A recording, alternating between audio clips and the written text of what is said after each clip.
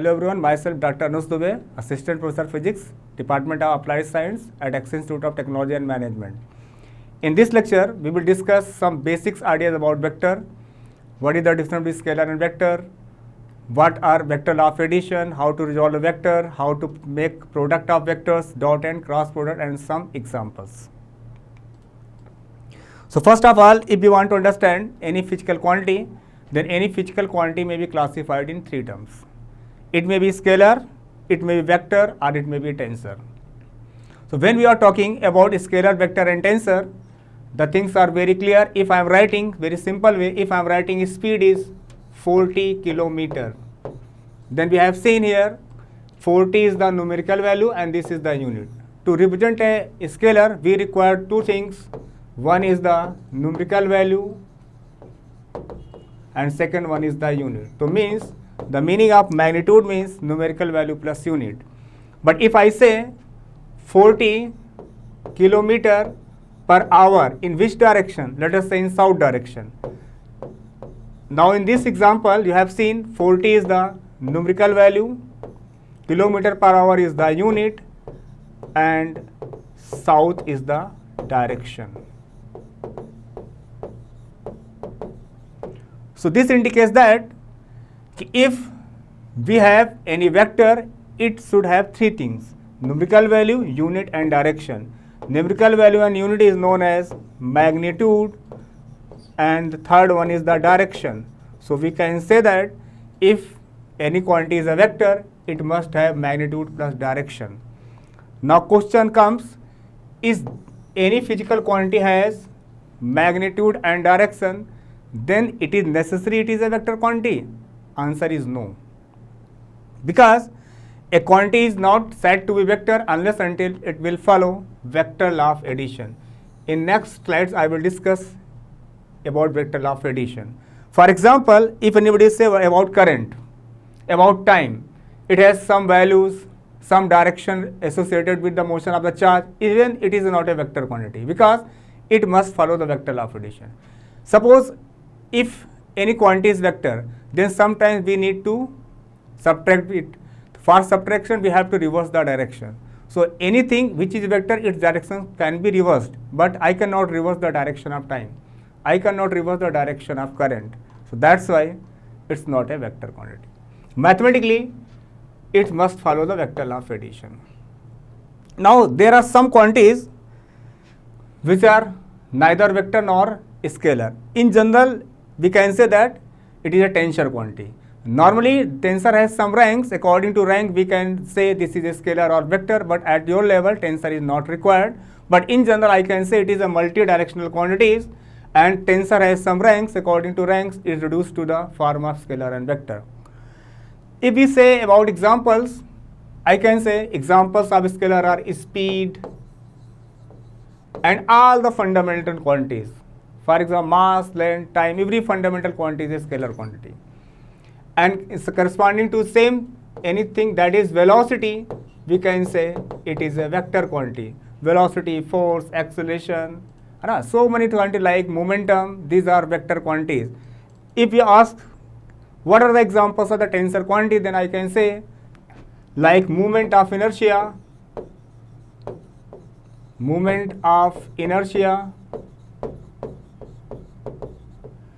elasticity,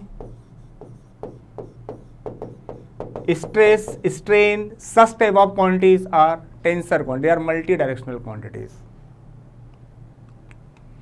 Now, to start vector, let us understand first distance and displacement, because this will give you a clear difference between distance and displacement.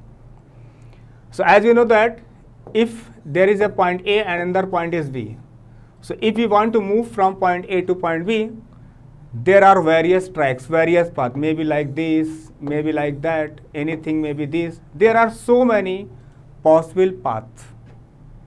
But which is the minimum path? This straight line path is the minimum path. So if this is the minimum path is always known as displacement. But the actual path, if particle travel in this way, then this actual path is known as distance. So let us take an example. let a particle is performing circular motion, and particle starts motion from point A, and I have taken 4 points A, B, C and D. When particle starts from point A, let's say radius is r, and when it moves from point A to B, then it travels distance. This is the distance. This arc is this chord and r, two things are there. This AB is actual path. This is 2 pi r, total circumference is 2 pi r, 1 by 4, 2 pi r by 4, this is the distance, but this meets the minimum path. This is r, so this value r and r, this length becomes r root 2 because angle is 90 degree. So this r root 2 is displacement, and we can easily check 2 pi r is greater than r square root 2. So from here it is clear that distance is greater than displacement. And if particle reaches from point A to C, then our distance is 2 pi r, half of circumference, and displacement is just equal to the diameter. In this case also you can see distance is greater than displacement. When particle travels 3/4, then our distance again 3 by 4 of circumference, but displacement is r square root 2 again. And when particle completes its one cycle, then distance becomes 2 pi r and displacement becomes 0. So that's why I have written distance is the actual path, displacement is the minimum path, distance always greater than displacement, but maybe some situation when distance is equal to displacement. Now you may ask, what is that situation? The situation is that when particle travels in straight line and turning is not allowed. If particle moves from A to B in a straight line, then in this situation distance and displacement is same. So now we can say what are the types of vector. The vector depends on two things, magnitude and direction. Suppose this vector and this vector, they have same length and the same direction. They are equal vector. But vector A and vector B, they are equal vector. And if they are same direction, same magnitude, they are parallel vector also. If one direction is reversed, if I say this is vector A, this is vector B, they are anti-parallel vectors. Direction is reversed. So if magnitude and direction both are same, they are equal vector. Magnitude may be different, but direction is same, they are parallel vector. Maybe this vector and if A and B have same magnitude but direction reversed, it may be anti-parallel vector.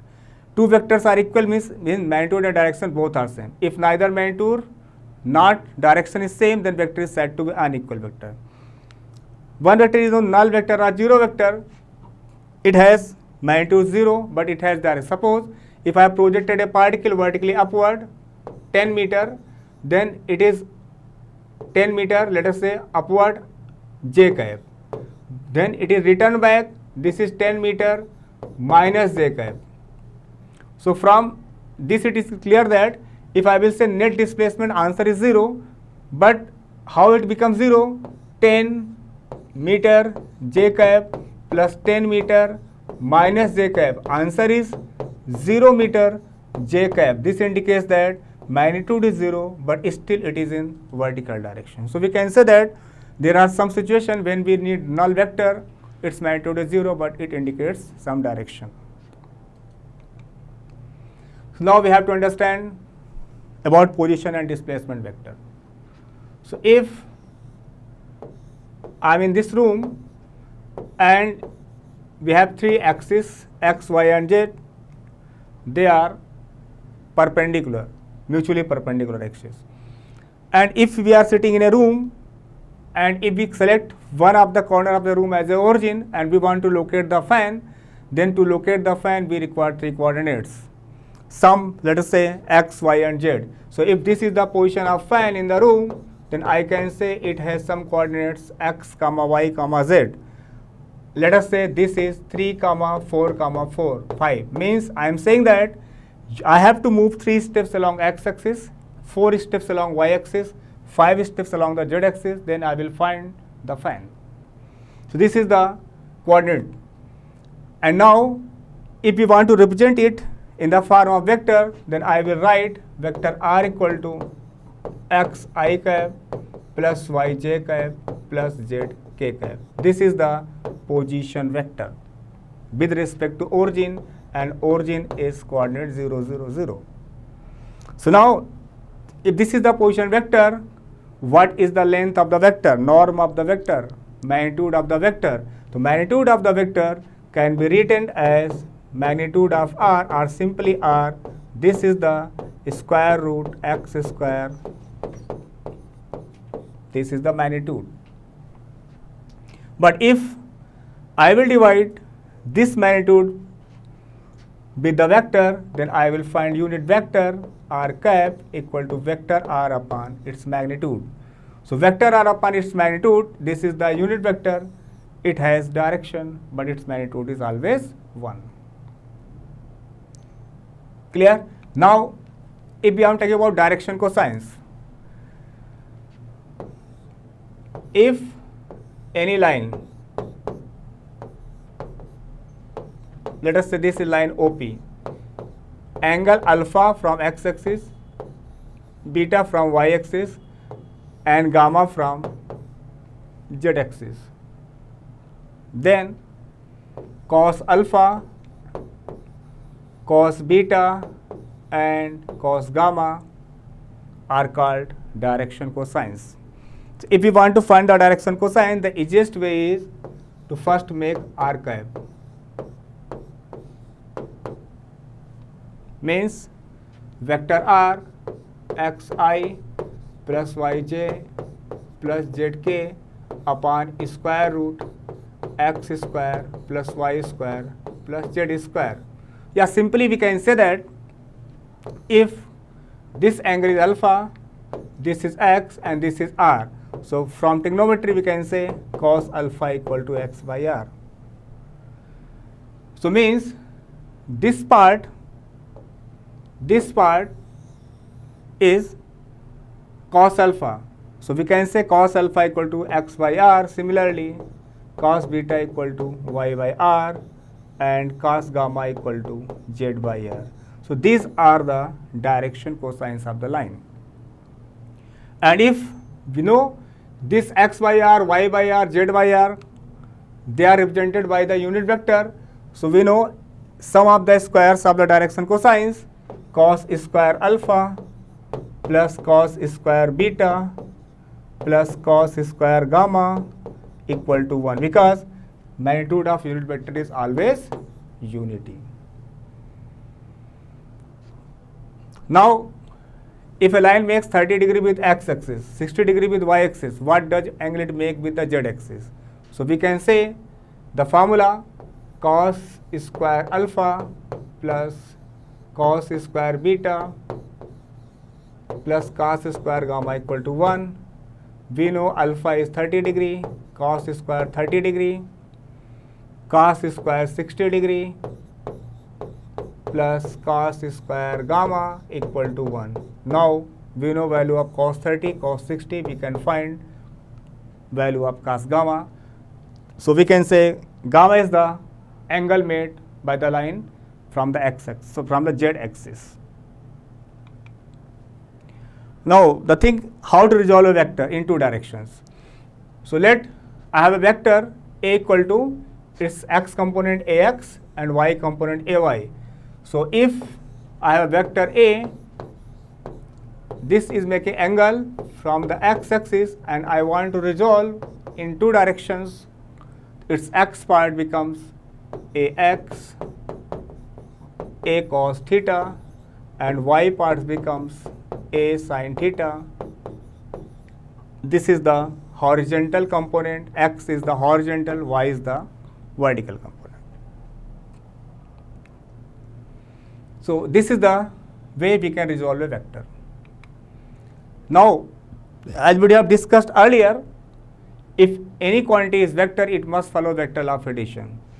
So what is that vector law of addition? Tells us that if we want to add two vectors like force, any vector, and let one vector is A and that vector is B, and if they are making angle theta, then if I will take a parallel vector from here, this will be again B vector, this is A vector. So this will tell us the addition resultant of the two vector, and let us say this is R vector. So we can say vector R equals to vector A plus B. And now the magnitude of this vector can be written as R equal to square root A square plus B square plus 2AB cos theta. Or we can take, if I will remove this, then we can write here is square. So R square equal to A square plus B square plus 2AB cos theta. Now we know the value of cos theta. Cos theta value has plus 1 minus maximum minimum value. If we write cos theta plus 1, then becomes A plus B ka whole square. It becomes A plus B. And if minus 1, this becomes A minus B. So we can say the value of magnitude of the two vectors A and B at any angle theta can be lie between A plus B and A minus B, including boundaries also. To make it more clear, let us say I have one force of 4 Newton, another force is 3 Newton. So net force depends on angle between them. If theta is 90 degree, then net force becomes 4, 3, then we can say 5 Newton, Pythagoras theorem. We can use this formula. And if I will say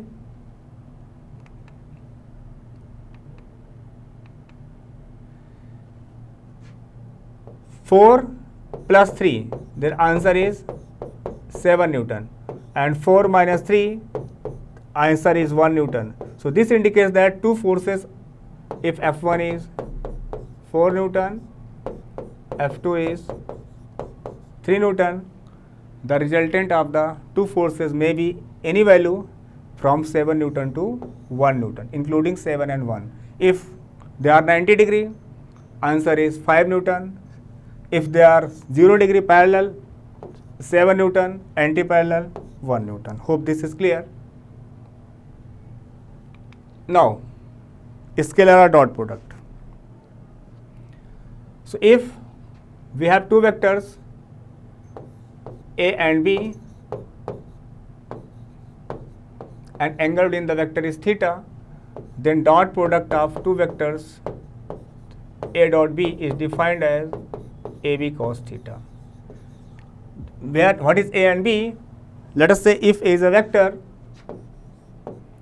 having its three components AXI plus AYJ plus AZK. Similarly, we can write vector V BXI plus BYJ plus BZK. So now we have two vectors. If I want to say what is the magnitude of vector A, then it can be written as square root AX square AY square plus AZ square. Similarly, we can write magnitude of B BX square plus BY square plus BZ square. So what is A dot B? A dot B is AB cos theta. So now if I say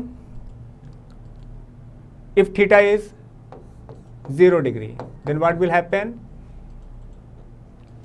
A dot B becomes AB cos 0 1. If theta equal to 90 degree, cos 90 becomes 0, A dot B is 0. So if the two vectors are perpendicular, then their dot product is 0. Let us take one example. if this is one vector and this is another vector, these two vectors are perpendicular, what is the value of A? So if we want to dot a product, then because I and I, if I want, I will say vector A plus 3j plus 4k and vector B equal to 4i minus 3j, let us say plus a k cap. Now I want to do dot product first. Select it. 4 into 2 होगी, this is 8. I dot I, because I is unit vector, its magnitude 1. Another I unit vector magnitude 1 and I have the same direction 0. So answer is 8. If I will multiply I with j, 4 into 3, 12, but I dot j is 0 because they are perpendicular vector. So this is clear that only I component is survived with I and j is survived with j and k is survived with k. So this becomes 4 into 8 minus 3 into 3. This is 3 into 3 minus 9 plus this is a into 4 plus 4a. Because it is given that perpendicular, answer is 0. So we can find what is the value of a in this way. Work, power, electric flux, magnetic flux. These are some examples of dot product. Work is the example of dot product of force and displacement. Power is the example of dot product of force and velocity. And flux, electric flux, is the example of dot product of electric field and area. And magnetic flux is the example of dot product of magnetic field and area. So these are the some examples of dot product. Now let us do one problem. I have given a force F equal to 10I minus 3j plus 6k cap. Let us say this is Newton. And a body moves from this position, initial to final.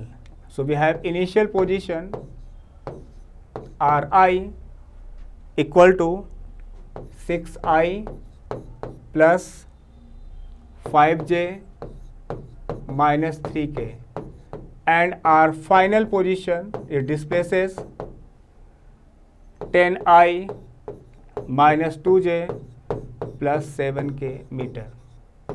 So if we want to find work done is the dot product of force and displacement. So what is work done? That is force dot displacement. Final or initial, displacement is final mass initial. This is a displacement. So we can write 10 minus 6, displacement vector equal to 10 minus 6, that is 4i, minus 2 minus 5 minus 7j, and this is 7 or minus 3, then becomes 10k cap. So finally we can write what is the displacement vector, and if we know the displacement vector, force is given, we can make it a dot product and calculate the work done. Now next one is the cross product. Cross product is defined as same way as in dot product, but difference is that in the cross product there is a term n cap. So A cross B, if we have two vectors A and B, the cross product of two vectors A cross B equal to AB sin theta into n cap, where n cap is the unit vector perpendicular to the plane containing A and B both. Means if A is along x-axis, B is along y-axis, then n cap is along the z-axis. This is the cross product. So A cross B equals to AB sin theta into n cap. Here n cap is unit vector perpendicular to the plane containing A and B both vector. And A and B are the magnitude of these vectors, theta is anchored in A and B. So if I will say what is the magnitude, then because n cap is the unit vector, its magnitude become 1. So we can write A cross B equals to AB sin theta. So what is sin theta? We can write sin theta equal to magnitude of A cross B upon AB. This is the way we can find angle. Now, if I say theta equal to 0, then sin 0 becomes 0, A cross B becomes 0. So if two vectors are parallel, A and B are parallel, its cross product becomes 0 when A is parallel to B. But if two vectors are perpendicular, sin 90 becomes 1, then AB into n cap. If vector A is perpendicular to vector B. So there are some examples of cross product. For example, torque. Torque is the example of cross product of force into perpendicular distance. So this is the torque is the cross product of R and F. F is the force and R is the position vector. Similarly, angular momentum, L is the cross product of position vector and linear momentum P. Here P is the linear momentum, L is the angular momentum. So if you want to calculate the torque, then we have to know the method, how to calculate the torque. So in this example, I have given a force and a displacement R vector. So torque equal to R cross F vector. So if we want to calculate it, then we have to calculate like this. We have to write first I, J and K. And what is R? R is 3I, 2J and 3K. That I am writing just magnitude component. And F 2, -3 and 4. So this is like when determinant, and we want to find the value of the determinant. So this can be found when we are talking about I cap. We can write I cap. Let us say cross it. This is 2 into 4, 8. This is 8 minus 3 into 3, 9. And this again minus 9. So this becomes 8 plus 9. And minus J cap. Then it will cancel. 3 into 4, 12 minus 6 plus K cap. In case of K cap, it becomes 3 into -3, that is -9 and -4. So this is the way we can calculate the value of torque by using cross product. 9 plus 8, let us say 17 I cap. 12 minus 6, let us say 6 minus 6 J cap and minus 13 K cap. So this is the torque. If we want to find what is the magnitude, then we know how to find the magnitude of a vector. Answer is 17 square plus 6 square plus 13 square. So in this way, we can calculate the torque and its magnitude. So one important property of the cross product is this: A cross B is not equal to B cross A. But A cross B is equal to minus B cross A. This is the important. It is very simple. Suppose A cross B gives rotation along the clockwise direction, then B cross A gives the anti-clockwise direction. So this is the reason, if A cross B is clockwise, then B cross A is anti-clockwise. Suppose, let us take a very simple example. If I am saying I cross J, then according to the formula, I cross J, magnitude of I, magnitude of J, and I and J are perpendicular, sin 90 into n cap. Sin 90 becomes 1, this is 1, because unit vector n cap. So this indicates I cross j equal to n cap. So this indicates that n cap is a unit vector which contains in a plane which is perpendicular to I and perpendicular to j. What is that vector which is perpendicular to I and j? That should be unit, and that is only the k vector. And this should be in cyclic order, I cross j. But if I am saying what is j cross I, that is direction is reverse, then we need another unit vector which is perpendicular to j and I and direction is reverse. This is minus k cap. So in general, this is the reason, that's why if A cross B represents clockwise direction, then B cross A represents anti-clockwise direction. So in this lecture we tried to cover very fast just revision of vectors, but without vector we cannot do the problems of physics which is related with engineering physics. Just example of rotation, and when the things are rotating, in that situation we require cross products. So many examples, suppose it is rotating clockwise, anti-clockwise. Some other examples like when we are talking V equal to omega cross R, when rotation of type of things are introduced, then we require cross product. And examples star conglomerate we have already discussed. Thank you.